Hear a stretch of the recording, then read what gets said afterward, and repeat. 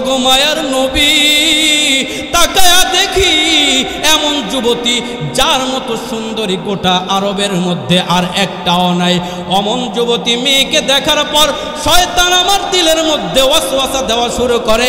আমাকে শয়তান ডেকে ডেকে বলে, ওগো যুবক তোমার মধ্যেও যৌবনের তাড়না, আর যেই মেয়েটা মৃত্যুবরণ করেছে এটাও তো নবযুবতী। এই রাত্রিতে তুমি যদি কাফনটাকে চুরি করে নাও, শুধুমাত্র কাফন পাইলা, তোমার অন্য কোনো লাভ হইল না। কিন্তু নিচে তাকায়া দেখো টকবগে যুবতী, এখনো পর্যন্ত শরীর নষ্ট হয় নাই, এখনো পর্যন্ত যৌবনের এই যেই চেহারা এইটা নষ্ট হয় নাই।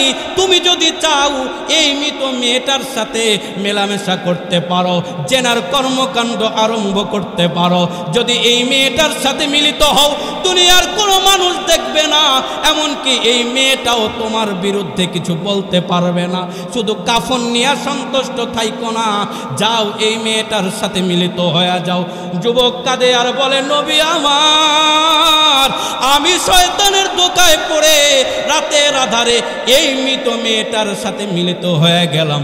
রাত্রে বেলায় যখন মৃত মেয়েটার সাথে মিলিত হই, আমার কাজ যখন শেষ, কবর থেকে যখন উঠে যাব, কবরের ভেতর থেকে কি যেন একটা আওয়াজ আমার কানের মধ্যে ভেসে ভেসে আসে। আমার কানের মধ্যে একটা আওয়াজ ভেসে আসলো, ওরে যুবক, কবরের এতগুলা মানুষের সামনে তুই আমাকে উলঙ্গ করলি, এতগুলা মানুষের সামনে আমাকে তুই অপবিত্র করলি। আমি এমন এক মেয়ে যে সারা জীবনে আমার শরীরটাকে দুনিয়ার কোনো পরপুরুষে দেখাই নাই। আমি এমন একটা মেয়ে যে আমার যৌবনের হেফাজত করেছি আল্লাহর জন্য।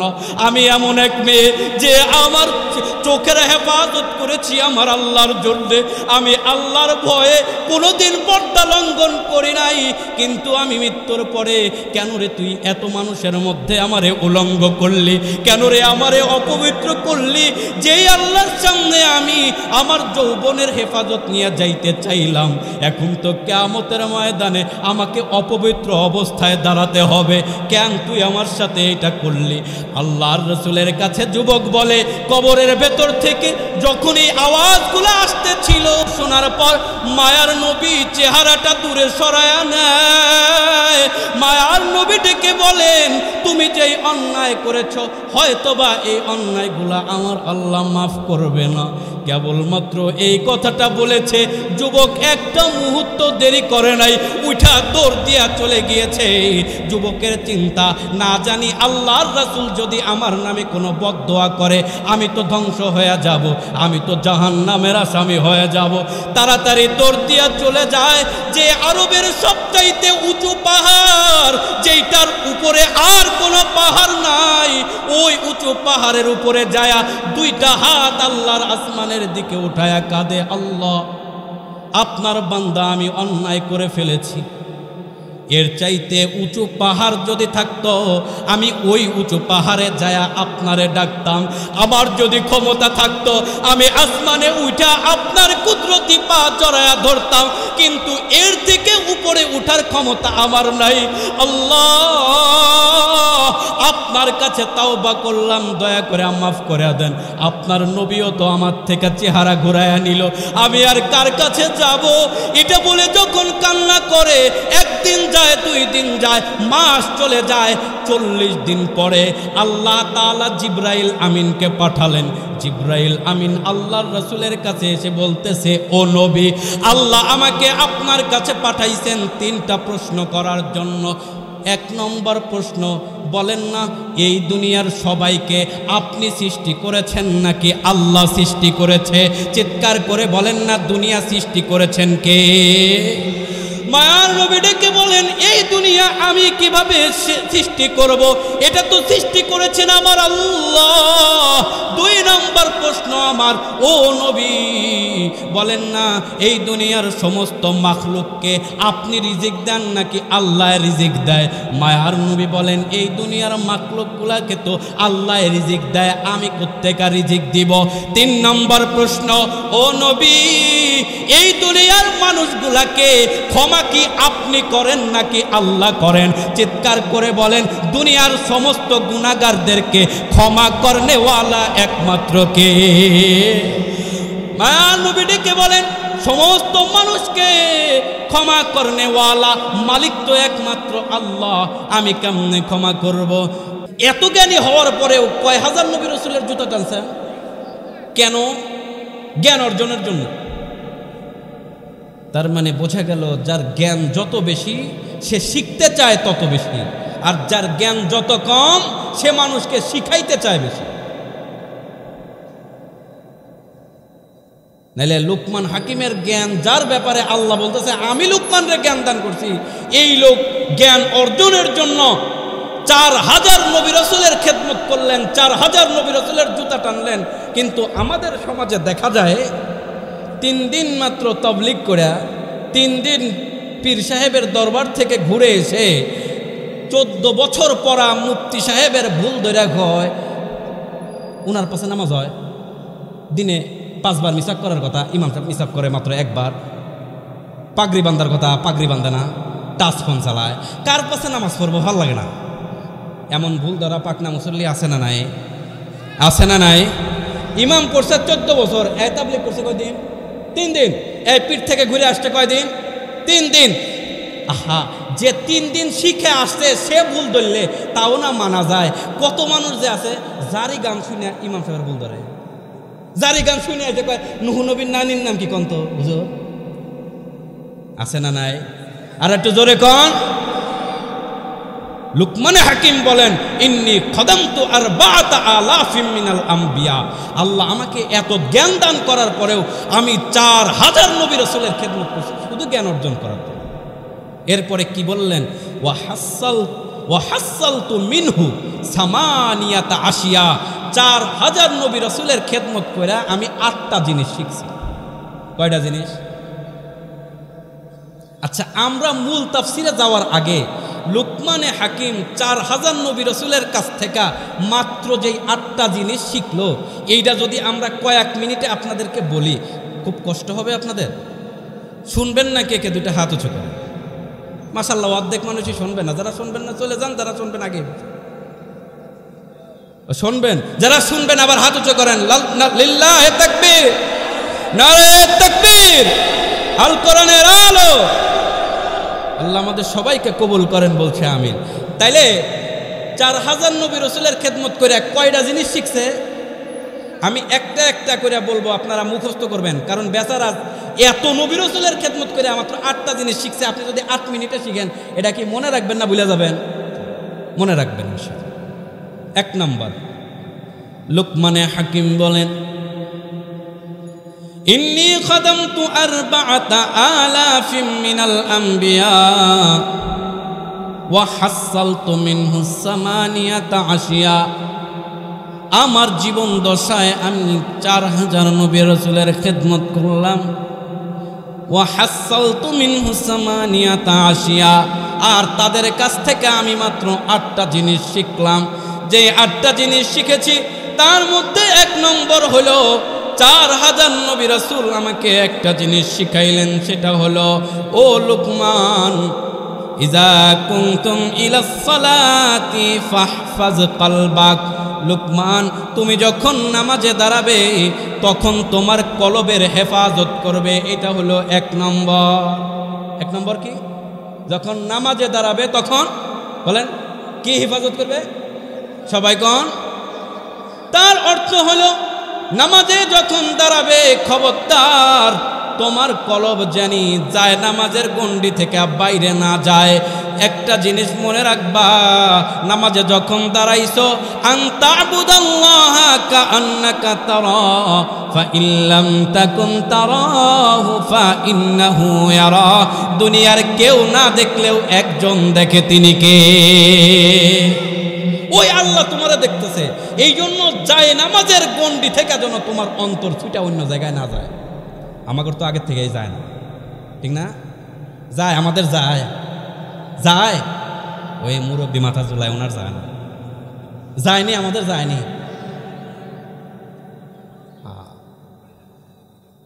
হ্যাঁ, এখানে নামাজ পড়ি মন চলে যায় দোকানে, এখানে নামাজ পড়ি মন চলে যায়। মাশাআল্লাহ আমাদের টুকিটাকি যাই হোক যায়, সামনে নির্বাচন আসতেছে না, তখন দেখবেন নামাজের মধ্যে মন কোন দিকে যায়। আর নামাজ কত ধরনের হয়, যে বেচারা সারা বছরে এক ওয়াক্ত নামাজ স্বেচ্ছায় পড়ে নাই, নির্বাচনের আগে নির্বাচনে দাঁড়ায়া এক আসরের নামাজ পড়ব 3 মসজিদে। সত্য না মিথ্যা? একেবারে আজান হয়ে গেছে, এই সময় এক মসজিদে ঢুকে, হুজুর ইমাম সাহেব সারা বছরে নাই, ইমাম সাহেব হ্যাঁ আছি, কিন্তু দোয়া করেন, আমাদের ওই মসজিদে প্রোগ্রাম আছে, আমরা ওখানে যাচ্ছি, আপনার নামাজ পড়েন। এখানে বেজায় দিয়ে ওইখানে চলে গেছে, এখানে দিয়ে নামাজে দাঁড়াইছে, ইমাম সাহেবের সালাম ফিরানো দেরি, সাথে সাথে দাঁড়ায়, আমি বাবুল সরকার অমুক জায়গা থেকে আসছি, ইমাম সাহেব ভালো থাকেন, দোয়া করেন, আমি কিন্তু আসি। এই সালাম ফেরানোর সাথে আরেক জায়গায় ওই মসজিদে যায় দেখে সবাই সালাম ফিরাবে, ইমাম সাহেব মুনাজাত করবে ভাব, এই সময় মসজিদের একেবারে মেন গেট সোজাসুজি একদম পা ছড়াই দিয়ে আল্লাহু আকবার বলে দাঁড়িয়ে গেছে। সব মানুষ সালাম ফিরাইয়া দেখে বের হবে কোন দিক দিয়ে, আমাদের ক্যান্ডিডেট মসজিদের মেন দরজায়। আল্লাহু আকবার, এত বড় আল্লাহওয়ালা যিনি, তার তো ভোট দেওয়া লাগবে না, রাত থেকেই জিতে যাবে। কথা কয় না কিছু না, আসেনি এমন নামাজি আসেনি। হযরতে লুকমানে হাকিম বলেন, নামাজ হবে শুধুমাত্র কার জন্য বলুন? আমাকে 4000 নবী রাসূল শিখাইলেন, ও লুকমান, ইজা কুনতুম ইলাস সালাত ফাহফাজ কলবাক, তোমার নামাজ যেন দুনিয়ার অন্য কিছু মনের মধ্যে না আনে, তোমার নামাজ হবে একজনের জন্য, তিনি কে? হযরতে লুকমানে হাকিম বলেন, 4000 নবী রাসূল আমাকে 2 নম্বর যেই শিক্ষাটা শিখাইলেন, ইজা কুনতা ফিত তাআমি ফাহফাজ আলাকা, ও লুকমান, তুমি যখন খাবার সামনে করে বসবা তখন তোমার গলাটারে হেফাজত করো, তখন তোমার গলারে একটু বেড়া লাগায়ও। খবরদার, সামনে যা পাইবা এক চাপা খাওয়া ধরো না, কোনটা হালাল কোনটা হারাম বেছে শুনে দেখে শুনে তারপরে খাইও, কোনটা তোমার জন্য বৈধ কোনটা তোমার জন্য অবৈধ দেখে শুনে খাইও, যা পাও এক চাপা গলার মধ্যে ঢুকায়ও না। ইজা কুনতা ফিত তাআমি ফাহফাজ আলাকা, যখন তুমি খাইতে বসবা তখন তোমার গলার হেফাজত করবা। বলুন 2 নম্বরে কি হেফাজত করতে হবে? খাইতে বসা গলার হেফাজত। 1 নম্বরে নামাজে দাঁড়ায়া, কন্যা 1 নম্বরে নামাজে দাঁড়ায়া কলবের হেফাজত, 2 নম্বর খাইতে বসা গলার হেফাজত, 3 নম্বর। লুকমানে হাকিম বলেন, 4000 নবী রাসূল আমাকে 3 নম্বর যেই শিক্ষাটা দান করলেন সেটা হলো এই, ও লুকমান, ইজা কুনতা ফি বাইতিল গায়ব ফাহফাজ আইনুক, যখন তুমি মানুষের বাড়িতে ঢুকবা, যখন তুমি মানুষের বাড়িতে যাবা, ফাহফাজ আইনুক, তখন তোমার চোখের হেফাজত কইরো।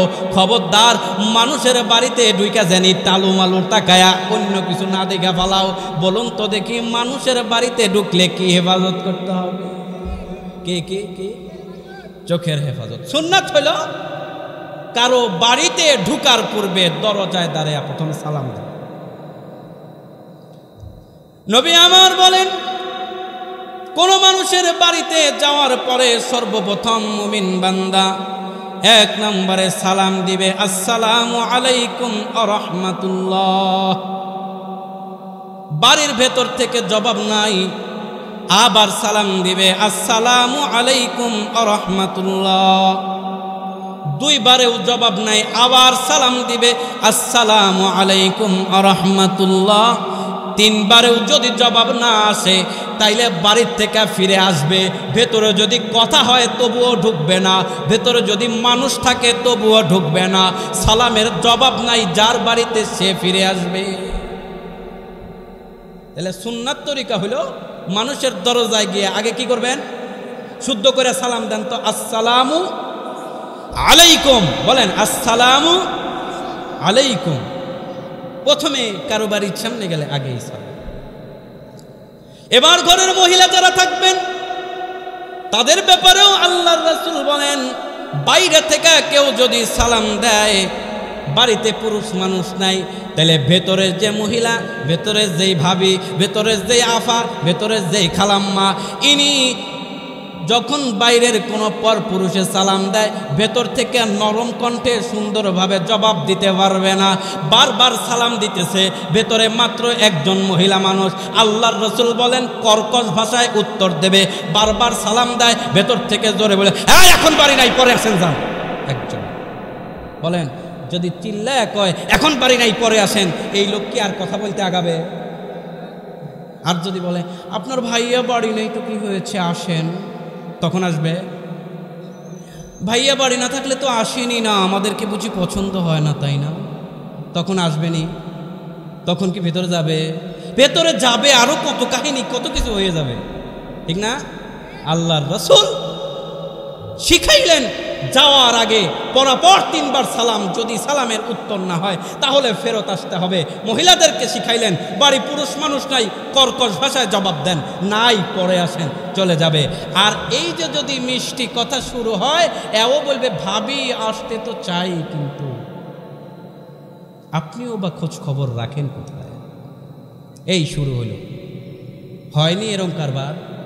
আপনাদের এই গোপালগঞ্জে বোয়ালমারি এদিকে হয় না? হ্যাঁ, বাড়িওয়ালা বাড়ি এসে দেখে সালাম কালাম হইতে হইতে কত কাহিনী হয় না, এগুলা নাই? তাহলে বলুন লুকমানে হাকিম বলেন 3 নম্বর আমাকে 4000 নবী রাসূল শিখাইছেন ইজা কুনতা ফি বাইতিল খাইর ফাহফাজ আইনুক, যখন তুমি মানুষের ঘরে যাবা তখন তোমার চোখের হেফাজত করবা, খবরদার এদিকে ওইদিকে তাকাবা না, যাইই সালাম উত্তর নাই বাড়ি ফিরে আসবা। তাহলে বলেন শিক্ষা হইল কয়টা? সবাই বলেন কয়টা? আরো জোরে বলেন কয়টা? তাহলে 1 নম্বর নামাজের সময়, 2 নম্বর মাশাআল্লাহ এত মুখস্থ হয়ে গেছে খাবার সময়, আর 3 নম্বর মানুষের বাড়ি যায় চোখে। এবার 4 নম্বর লুকমানে হাকিম বলেন 4000 নবী রাসূল আমাকে 4 নম্বর যেই শিক্ষাটা দান করলেন, ও লুকমান ইজা কুনতা বাইনান নাসি ফাহফাজ লিসানাক, যখন তুমি আসসালামু আলাইকুম হুজুর আপনি উপরে আসেন, আসেন আসেন আসেন উপরে আসেন, উপরে আসেন হুজুর, আসেন উপরে চলে আসেন, ওই আমার উস্তাদ ওনার কাছে আমি পড়ছি তো, আসেন হুজুর আসেন আসেন। 4 নম্বর লুকমানে হাকিম বলেন ইজা কুনতা বাইনান নাস ফাহফাজ লিসানাক, ও লুকমান মানুষের মধ্যে যখন তুমি থাকবে তখন তোমার জিহ্বাকে হেফাজত করবে। বলুন মানুষের মধ্যে থাকলে কি হেফাজত করবেন? আর একটু জোরে কন। জিহ্বা। গরম খবর শুনবেন নি? গরম খবর এই যে আমরা কুষ্টিয়া থেকে আসার সময় আপনাদের সসরাইল বাজারের আগে একটা বাজার আছে, এই বাজারটার নাম কি? হ্যাঁ, এখানে এসে দেখলাম একটা বাস আমাদের মোটর সাইকেল ক্রসিং করলো, 4-5টা যুবক যায় হাতুড়ি, চিনেন না হাতুড়ি? হাতুড়ি দিয়া গাড়ির যে বাসের যে ড্রাইভার এরে এখানে বাড়ি মারছে, হাত ছুটে গেছে, হাত ভেঙে গেছে, গাছের গ্লাস ভাঙছে, হেল্পাররা ধরে পিটাইছে। গাড়ি দাঁড় করলাম, কি হয়েছে? কয় এই গাড়িটা ফরিদপুর হয়ে আসার সময় কাদিদ্দি বাজার পার হয়ে এই ড্রাইভারের সাথে 2-3 জন ডন টাইপের পোলাপানের কথা কাটাকাটি হয়েছে। কথা কাটাকাটি হলে এই যুবকরা কইছে আমি তো করে দেখে নিব, ফোন দিছে এই বাজারে, এখানে যখন বাস আইছে বাস ডাউন দিয়া এরা আরো কয়েকজন মানুষ টানুষ গুছায় এই মারামারি সংঘটিত হয়েছে। এবার কিছু মুরব্বী ছিল, এরা যায় এর আগে ঠেকাইছে, গাড়ি ভাঙলি, মানুষ মারলি, এত কিছু করলি, থাম আমরা দেখি কি হয়েছে সমাধান করে দেয়। এত গায়ে জোর বেশি যে যুবক পোলা পায়, এ আবার শুরু করছে গাড়ির কাজ করবে। এবার করছে কি বাজারে সব মানুষ মিলা যেইগুলাই ভাঙচুর করছিল এগেরে গণ ধুলাই দিয়ে আটকায় রাখছে, পুলিশ আসুক পুলিশের কাছে তোকে ধরাই দেবে। কারণ তোরা যে অন্যায় করলি বাজারের মানুষের নামে কেস হবে, ঠিক না? কারণ বাজারে গাড়ি ঠেকায় মারলে বাজারের আনুমানিক কয়েকজনের নামে কেস হবে না? তোদেরকে আটকায় রাখা তোদের নামে কেস হোক, আমরা কেন তোদের জন্য?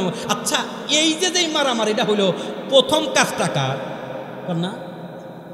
প্রথম কাজটা কার? হয়তো বা গাড়িওয়ালা এমন কিছু বলছে যেটা যুবকের পছন্দ হয় না, অথবা যুবকে এমন কিছু বলছে যেটা গাড়িওয়ালার পছন্দ হয়। এখন একজনের কথা যখন আরেকজনের পছন্দ হয় নাই, আগে উঠছে হাত, পরে উঠছে হাতুড়ি, এরপরে খাইছে গণপেদান। ঠিক কিনা জোরে কোনো? হযরতে লুকমানে হাকিম বলেন 4000 নবী রাসূল আমাকে শিখাইছে, ইজা কুনতা বাইনান নাস ফাহফাজ লিসানাক, যখন মানুষের সামনে থাকবা তখন তোমার জিহ্বার হেফাজত করবা। কেউ যদি অন্যায় কোনো কথা বলেও ফেলে, জিহ্বারে কন্ট্রোল করবা, চুপ করে চলে আসবা। কথা বলতে যাবা, ঝামেলা শুরু। আমাদের গ্রামের ভাষায় একটা কথা কয়, বুবা মানুষের শত্রু নাই। ঠিক না? কন্যা বুবা মানুষের শত্রু নাই। তবে তার মানে এটা নয় যে আমার ইসলাম নিয়ে কেউ কটূক্তি করবে, আমি বলবো বুবা মানুষের শত্রু নাই, আমি চুপ করে থাকবো। এটা নয়। ইসলাম নিয়ে যদি কটূক্তি হয়, আমার ধর্ম নিয়ে কটূক্তি হয়, আমার রাসূলের ইজ্জত নিয়ে টানাটানি হয়, আমার কণ্ঠের সমস্ত জড়তাকে ছিন্ন করে তাদের প্রতিবাদ করতেই হবে। ঠিক কিনা জোরে বলো? সব জায়গায় চুপ থাকা যাবে না। কিন্তু দেখা যাচ্ছে আমার ব্যক্তিগত জিনিস গায়ে পড়তেছে। আল্লাহর রাসূলও বলেন দুইটা জিনিসের হেফাজত যদি কেউ করে, মা বাইনা লিহিয়াইহি ওয়া মা বাইনা রিজলাইহি, মা বাইনা লিহিয়াইহি ওয়া মা বাইনা রিজলাইহি আজমান লাহুল জান্নাহ। মান ইয়াজমান লিমা বাইনা লিহিয়াইহি ওয়া মা বাইনা রিজলাইহি আজমান লাহুল জান্নাহ। আমার যেই উম্মত দুইটা অঙ্গের হেফাজত করবে, চিৎকার করে বলেন কয়টা অঙ্গ? আমার যে উম্মত দুইটা অঙ্গের হেফাজত করবে, একটা অঙ্গ হলো দুই চোয়ালের মাঝখানের এই জিহ্বা, 2 নম্বর অঙ্গ হলো দুই থুরার মাঝখানের লজ্জাস্থান, মা বাইনা লিহিয়াইহি ওয়া মা বাইনা রিজলাইহি। যে এই দুইটা অঙ্গের হেফাজত করলো, আমি মুহাম্মাদুর রাসূলুল্লাহ আজমান লাহুল জান্নাহ, তার জান্নাতের জামানতদার হয়ে গেলাম। আমি নিজে হাতে ধরে কিয়ামতের দিন তারে জান্নাত পর্যন্ত পৌঁছায়া দিব। আল্লাহ তো জোরে বলেন আল্লাহু আকবার। লুকমানে হাকিম বলেন 4000 নবী রাসূল আমাকে শিখাইলেন, মানুষের মধ্যে যখন থাকবেন কি হেফাজত করবেন বলেন না? তাহলে বিষয় গেল কয়টা? সবাই বলেন কয়টা? আরো জোরে বলেন কয়টা? 1 নম্বর বলেন নামাজের মাঝে, নামাজের সময় কলবের হেফাজত। 2 নম্বর খাওয়ার সময় গলার হেফাজত। 3 নম্বর বলেন মানুষের বাড়ি ঢোকার সময় চোখের হেফাজত। 4 নম্বর মানুষের মধ্যে থাকার সময় জিহ্বার হেফাজত। এই গেল 4টা। বাকি রইল কয়টা? 4টা। এই 4টার ব্যাপারে লুকমানে হাকিম বলেন, বাকি যেই 4টা, এই 4টার ব্যাপারে 4000 নবী রাসূল আমাকে বলেছেন 4টা বিষয়ের 2টা বিষয় সবসময় ভুলে যাইতে হবে। 2টা বিষয় বলেন, 2টা বিষয় সবসময়, সবাই কোন 2টা বিষয় সবসময় ভুলে যাইতে হবে। আর 2টা বিষয় সবসময় মনে রাখতে হবে, কোনো সময় ভোলা যাবে না। 2টা বিষয় সবসময়, আর 2টা বিষয় সবসময়। যেই 2টা বিষয় সবসময় মনে রাখতে হবে, তার মধ্যে 1 নম্বর বিষয় হলো আইনামা তুওয়াল্লু ফাসাম্মা ওয়াজহুল্লাহ। যেখানেই থাকো তোমার আল্লাহকে ভোলা যাবে না। আল্লাহু আকবার জোরে কর। যেখানে কেউ থাকে না, গভীর জঙ্গল, কেউ দেখে না, সেখানেও একজন দেখে, বলেন তিনি কে? যে কথা কেউ শুনে না সেটাও একজন শুনে, বলেন না তিনি কে? আইনামা তুওয়াল্লু ফাসাম্মা ওয়াজহুল্লাহ। তুমি যেখানেই থাকো মনে রাখো একজন যিনি অবশ্যই আছেন, তিনি হলো আল্লাহ। তাহলে একটা জিনিস কোনো সময় ভোলা যাবে না, সেটা কি? আর একটু জোরে কোন। হযরতে সমরকন্দির আবুল লাইস সমরকন্দি রহমাতুল্লাহি আলাইহি তার কিতাবের মধ্যে লিখছে, কোনো মানুষ যদি সব সময় সর্বদা আল্লাহকে স্মরণ রাখে, আল্লাহ তাআলা প্রথম যেই পুরস্কার তাকে দিবেন, সেই পুরস্কার হলো মৃত্যুর আগে অবশ্যই তাকে তওবা নসিব করায়া তারপরে মৃত্যু দেবেন। আর একটা জোরে কম। এই জিনিসটা সুন্দর করে বুঝাইতে গিয়া তিনি একটা ঘটনা লেখছেন তার কিতাবে। ঘটনা হলো, ইসলামের দ্বিতীয় খলিফার নাম হজরতে ওমরে ফারুক রাদিয়াল্লাহু, যিনি ছিলেন অত্যন্ত কঠোর হৃদয়ের মানুষ। আগেই বলেছি, যিনি একবার মুহাম্মাদুর রাসূলুল্লাহকে জবাই করার জন্য তলোয়ার নিয়ে গেছেন। ইনি একবার বাড়ি থেকে বের হইছেন রাসূল সাল্লাল্লাহু আলাইহি ওয়াসাল্লামের জীবন দশায়। বাড়ি থেকে বের হইয়া দেখেন রাস্তায় এক যুবক এমন করুণ সুরে কান্না করতেছে, কান্নার এমন ভঙ্গি যার কান্না দেখা অন্য মানুষও চোখের পানি ঠেকাইতে পারতেছে না। এমনকি ওই যুবকের কান্না দেখা ওমর রাদিয়াল্লাহু তাআলা আনহুর মতো কঠোর হৃদয়ের মানুষও চোখ দিয়া পানি বের হয়েছে, ওমরও দাঁড়ায় দাঁড়ায় কান্না শুরু করছে। এক পর্যায়ে হজরতে ওমর ডেকে বলতেছে, ও যুবক, কি হয়েছে তোমার? এইরকম করুণ ভাবে কেন কান্দতেছ? কান্দার তো একটা স্টাইল আছে, ইদা কেমন কান্না? যেই কান্দা দেখা আমার মতো একজন মানুষ সেও কান্না ঠেকাইতে পারে না, কি হয়েছে? কি এক অবস্থা! হজরতে ওমর যখন যুবকের কাছে কান্নার তথ্য জানতে চাইল, যখন কান্নার কারণ জানতে চাইল, যুবক উত্তর দিবে তো দূরের কথা, ওমরের কথা শুনে আরো কান্নার গতি বাড়ছে। যখন 2-3 বার 4 বার 5 বার একের পর এক শুনছেই, কিন্তু যতই শুনে ততই যুবকের কান্নার আওয়াজ বাড়ে। এইবার হজরতে ওমর বলেন, বুঝছি আমার দিয়া হবে না, চলো তোমার রাসূলের কাছে নিয়ে যাও। হজরতে ওমর যুবকের হাত ধরে আল্লাহর রাসূলের কাছে নিয়ে গেছে। বাইরে বসায়া, যুবকরে বাইরে বসায়া ওমর বলতেছে, দাঁড়াও, এখানে বসাও, আগে দেখে আসি আল্লাহর রাসূলের মেজাজের কি অবস্থা। তিনি যদি শান্ত মেজাজে থাকেন তাইলে আমি তোমার কাছে নিয়ে যাবো, আগে রাসূলের অবস্থা দেখে আসি। হজরতে ওমর ঘরের মধ্যে ঢুকলেন, দেখেন আল্লাহর রাসূল খুশ মেজাজেই আছেন। ওমর রাদিয়াল্লাহু তাআলা আনহুর দিকে আল্লাহর রাসূল তাকায় দেখে, ওমর তুমি তো কান্দার মানুষ না, কান্দো কেন, কি হয়েছে? কয়, আল্লাহর রাসূল, একটা যুবককে আমি সাথে করে নিয়ে আসছি, ওই যুবক এমন কান্দা জুড়ছে, ওর কান্দা দেখে আমারও কান্দা আসছে, আমিও কান্দতে কান্দতেছি। ঠিক আছে, নিয়ে আসো। আল্লাহর রাসূলের কাছে যুবকরে নিয়ে এসেছে। আল্লাহর রাসূল সাল্লাল্লাহু আলাইহি ওয়াসাল্লাম যুবকের কান্না দেখা মায়ার হৃদয়টা ভরে গেল। যুবকরে ডাক দিয়া বলে, ও যুবক, কি হয়েছে তোমার? এই পরিমাণে কান্না কেন আরম্ভ করছো? এমন কেন কাঁদো? তোমার কান্না দেখা ওমরও কাঁদে, আমারও তো হৃদয়টা খান খান হয়ে গেল। আল্লাহর রাসূল সাল্লাল্লাহু আলাইহি ওয়াসাল্লামের কথা শোনার পরেও যুবকের মধ্যে কোনো প্রতিক্রিয়া নাই। আল্লাহর রাসূল যতবার সান্ত্বনা দেয় যুবকের কান্না তত বেড়ে যায়।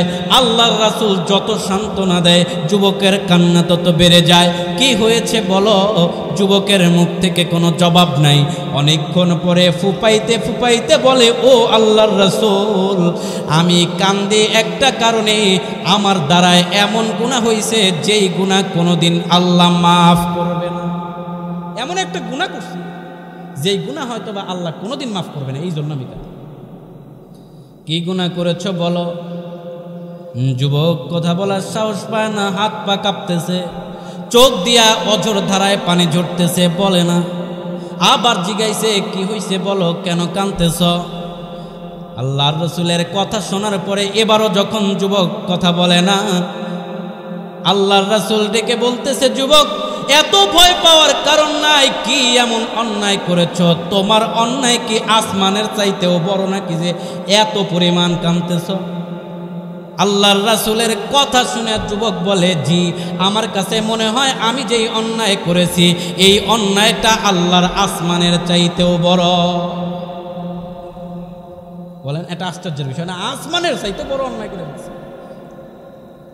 আল্লাহর রাসূল সাল্লাল্লাহু আলাইহি ওয়াসাল্লাম ডেকে বলে, যুবক, কি এমন অন্যায় করেছ যেই অন্যায়টা আল্লাহর আসমানের চাইতেও বড়? যুবক এবারও কোনো উত্তর দেয় না, শুধু ফোফায়া ফোফায়া কান্দে। বলে, আচ্ছা, যে অন্যায় করেছ এই অন্যায় কি আল্লাহর জমিনের চাইতেও বড় নাকি? যুবক কান্না করে আর বলে, আল্লাহর রাসূল, আমার কাছে মনে হয় আমি যেই অন্যায় করেছি এই অন্যায় আল্লাহর জমিনের চাইতেও বড়।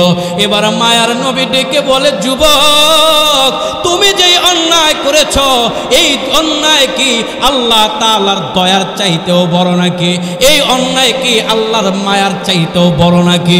এই অন্যায় কি আল্লাহর রহমতের চাইতেও বড় নাকি যে এত কান্না করতেছ? যুবক কান্না করে আর বলে, ওগো মায়ার নবী, আমি যেই অন্যায়গুলা করেছি আমার কাছে মনে হয় আল্লাহর মায়ার চাইতে, আল্লাহর দয়ার চাইতে, আল্লাহর রহমতের চাইতেও আমার অন্যায় আরো বেশি বড়। আল্লাহর রাসূল সাল্লাল্লাহু আলাইহি ওয়াসাল্লাম ডেকে বলে, ও যুবক, কি এমন অন্যায় করেছ? একের পর এক কান্নাই করতেছ। যতবার প্রশ্ন করি তোমার কান্না বেড়ে যায়। যেই অন্যায় আসমানের চাইতেও বড়, যেই অন্যায় জমিনের চাইতেও বড়, যেই অন্যায় আল্লাহ তাআলার রহমতের চাইতেও বড়, বলো না এমন কি অন্যায় করেছ যেই অন্যায়ের জন্য তোমার কান্না থামে না? যুবক এবার চোখের পানি ছেড়ে দিয়া বলে, ওগো আল্লাহর নবী, আমি এমন একজন মানুষ যেই মানুষ প্রতিদিন মৃত মানুষের কাফন চুরি করে খায়। যেই মানুষ মৃত্যুবরণ করে রাতের আধারে কবর খনন করে ওই মানুষের কাফনটারে চুরি করে নিয়ে আসি। দিনের বেলায় কাফনটারে পরিষ্কার করে বাজারে বিক্রি করি। বাজারে বিক্রি করার পর যেই সম্পদ অর্জিত হয় তাই দিয়া জীবিকা নির্বাহ করি। বছরের পর বছর হয়ে যায়, এই কাজগুলা করে আমি আমার জীবিকা নির্বাহ করি। কিন্তু মায়ার নবী গো, গতকালকে দিনের বেলায় আমি খবর পাইলাম অমুক এলাকায় একটা যুবতী মেয়ে, অবিবাহিতা একটা যুবতী মেয়ে, নবযুবতী মেয়ে মৃত্যুবরণ করলো। আমি খবর নিলাম কোথায় ওই যুবতীকে দাফন করা হয়েছে। খবর নেওয়ার পর রাত্র অর্ধরাতে যখন গোটা আরবের মানুষ ঘুমানো, কেউ যখন জানত নাই, কেউ যখন সজাগ নাই, ওই রজনীতে আমি একা একা কবরের কাছে চলে গেলাম। অল্প একটু আলো জ্বালায়া, অল্প একটু আগুন জ্বালায়া কবরের কাছে একা একা যাইয়া আমি কবরের মাটিগুলা খনন করা শুরু করে দেই। কবরের মাটি খনন করে, কবরের মাটি খনন করে ওই লাশটার কাফনটাকে আমি সরাইয়া দেই। লাশটার শরীর থেকে যখন কাফন সরাইছি, ওগো মায়ার নবী, তাকায়া দেখি এমন যুবতী যার মতো সুন্দরী গোটা আরবের মধ্যে আর একটাও নাই। অমন যুবতী মেয়েকে দেখার পর শয়তান আমার দিলের মধ্যে ওয়াসওয়াসা দেওয়া শুরু করে। আমাকে শয়তান ডেকে ডেকে বলে, ওগো যুবক, তোমার মধ্যেও যৌবনের তাড়না। আর যেই মেয়েটা মৃত্যুবরণ করেছে এটাও তো নবযুবতী। এই রাত্রিতে তুমি যদি কাফনটাকে চুরি করে নাও, শুধুমাত্র কাফন পাইলা, তোমার অন্য কোনো লাভ হইল না। কিন্তু নিচে তাকায়া দেখো টকবগে যুবতী, এখনো পর্যন্ত শরীর নষ্ট হয় নাই, এখনো পর্যন্ত যৌবনের এই যেই চেহারা এইটা নষ্ট হয় নাই। তুমি যদি চাও এই মৃত মেয়েটার সাথে মেলামেশা করতে পারো, জেনার কর্মকাণ্ড আরম্ভ করতে পারো, যদি এই মেয়েটার সাথে মিলিত হও, দুনিয়ার কোনো মানুষ দেখবে না, এমনকি এই মেয়েটাও তোমার বিরুদ্ধে কিছু বলতে পারবে না। শুধু কাফন নিয়ে সন্তুষ্ট থাইকো না, যাও এই মেয়েটার সাথে মিলিত হয়ে যাও। যুবক কাঁদে আর বলে, নবী আমার, আমি শয়তানের ধোঁকায় পড়ে রাতের আধারে এই মৃত মেয়েটার সাথে মিলিত হয়ে গেলাম। রাত্রেবেলায় যখন মৃত মেয়েটার সাথে মিলিত হই, আমার কাজ যখন শেষ, কবর থেকে যখন উঠে যাব, কবরের ভেতর থেকে কি যেন একটা আওয়াজ আমার কানের মধ্যে ভেসে ভেসে আসে। আমার কানের মধ্যে একটা আওয়াজ ভেসে আসলো, ওরে যুবক, কবরের এতগুলা মানুষের সামনে তুই আমাকে উলঙ্গ করলি, এতগুলা মানুষের সামনে আমাকে তুই অপবিত্র করলি। আমি এমন এক মেয়ে যে সারা জীবনে আমার শরীরটাকে দুনিয়ার কোনো পরপুরুষে দেখাই নাই, আমি এমন একটা মেয়ে যে আমার যৌবনের হেফাজত করেছি আল্লাহর জন্য, আমি এমন এক মেয়ে যে আমার চোখের হেফাজত করেছি আমার আল্লাহর জন্য, আমি আল্লাহর ভয়ে কোনোদিন পর্দা লঙ্ঘন করি নাই। কিন্তু আমি মৃত্যুর পরে কেন রে তুই এত মানুষের মধ্যে আমারে উলঙ্গ করলি, কেন রে আমারে অপবিত্র করলি? যেই আল্লাহর সামনে আমি আমার যৌবনের হেফাজত নিয়ে যাইতে চাইলাম, এখন তো কিয়ামতের ময়দানে আমাকে অপবিত্র অবস্থায় দাঁড়াতে হবে, কেন তুই আমার সাথে এটা করলি? আল্লাহর রাসূলের কাছে যুবক বলে, কবরের ভেতর থেকে যখনই আওয়াজগুলো আসতেছিল শোনার পর মায়ার নবী চেহারাটা দূরে সরায়া নেয়। মায়ার নবী ডেকে বলেন, তুমি যেই অন্যায় করেছ হয়তোবা এই অন্যায়গুলা আমার আল্লাহ মাফ করবে না। কেবলমাত্র এই কথাটা বলেছে, যুবক একটা মুহূর্ত দেরি করে নাই, উঠা দৌড় দিয়া চলে গিয়েছে।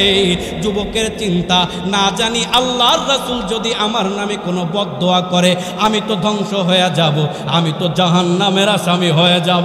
তাড়াতাড়ি দৌড় দিয়া চলে যায় যে আরবের সবচাইতে উঁচু পাহাড়, যেইটার উপরে আর কোনো পাহাড় নাই, ওই উঁচু পাহাড়ের উপরে যায়া দুইটা হাত আল্লাহর আসমানের দিকে উঠায়া কাঁদে, আল্লাহ আপনার বান্দা আমি অন্যায় করে ফেলেছি, এর চাইতে উঁচু পাহাড় যদি থাকতো আমি ওই উঁচু পাহাড়ে যায়া আপনারে ডাকতাম, আমার যদি ক্ষমতা থাকতো আমি আসমানে উঠা আপনার কুদরতি পা জড়ায়া ধরতাম, কিন্তু এর থেকে উপরে উঠার ক্ষমতা আমার নাই।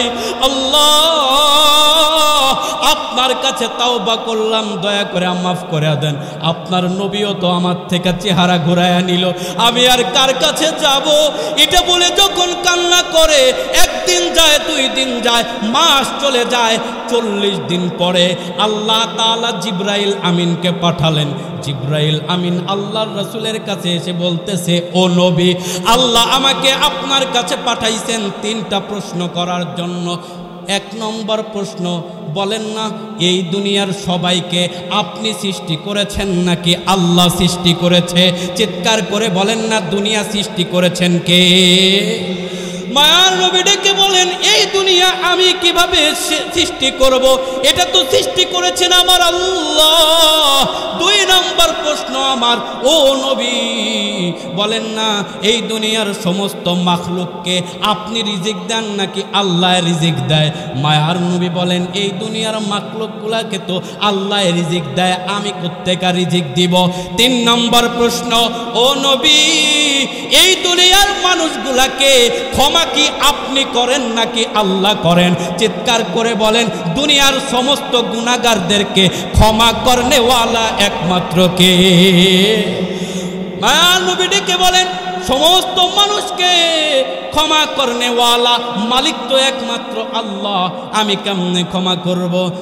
আল্লাহর নবীর কাছে জিবরাইল আমিন বলেন, 40 দিন আগে আপনার কাছে একটা যুবক ক্ষমার আশায় এসেছিল, হয়তো আপনি পথ দেখাইলে ক্ষমা চাইতো, কিন্তু আপনি চেহারা ঘুরায় নেওয়ার কারণে ওই যুবক পালায়া গেল, পাহাড়ের উপরে উঠা কান্না করছে।